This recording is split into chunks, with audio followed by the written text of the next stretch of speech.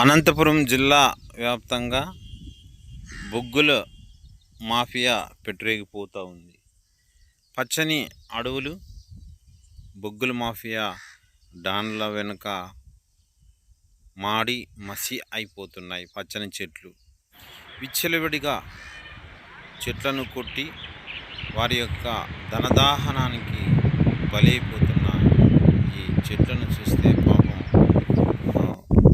జాలి అయ్యి ఖచ్చితంగా ఇదవుతుంది.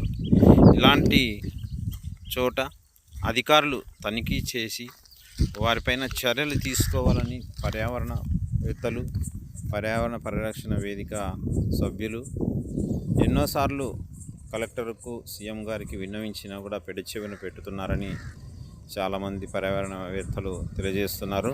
అయితే అనంతపురం జిల్లా కళ్యాణదుర్గం నియోజకవర్గం, రాయదుర్గం నియోజకవర్గం వ్యాప్తంగా కొన్ని చోట్ల నిబంధనలకు విరుద్ధంగా ఈ బొగ్గులు కాల్చి వారు సొమ్ము చేసుకుంటున్నారని పలువురు ప్రజలు ఆవేదన వ్యక్తం చేస్తున్నారు. అయితే ఆ ల్యాండ్ ఒక చోట, సర్వే నంబరు ఒక చోట, సర్వే నంబరు మనకి అనుమతి ఇచ్చిన సర్వే నంబర్లోనే వాళ్ళు బొగ్గులు కాల్చాలి.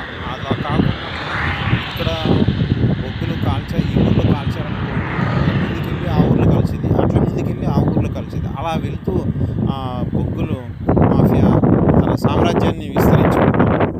ఈ సామ్రాజ్యానికి అన్నిటికీ ఒక డాన్ అనేవాడు ఉన్నాడు.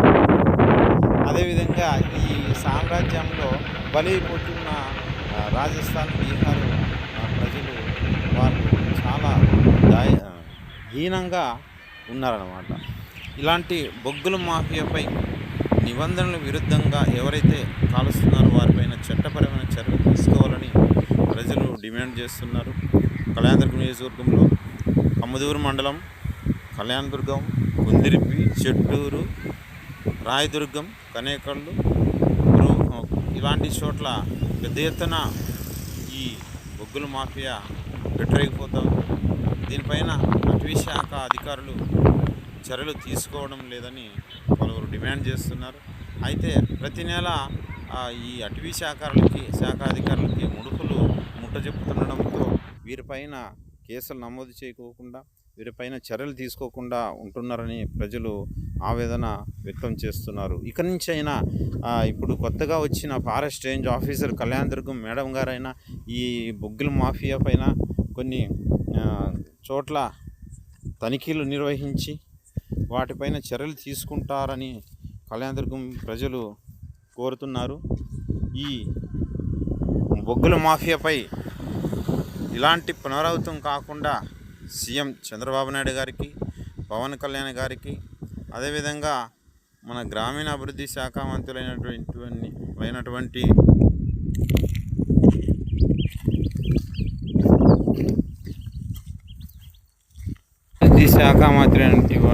నారా లోకేష్ గారికి కూడా ఫిర్యాదులు చేస్తున్నట్లు పర్యావరణ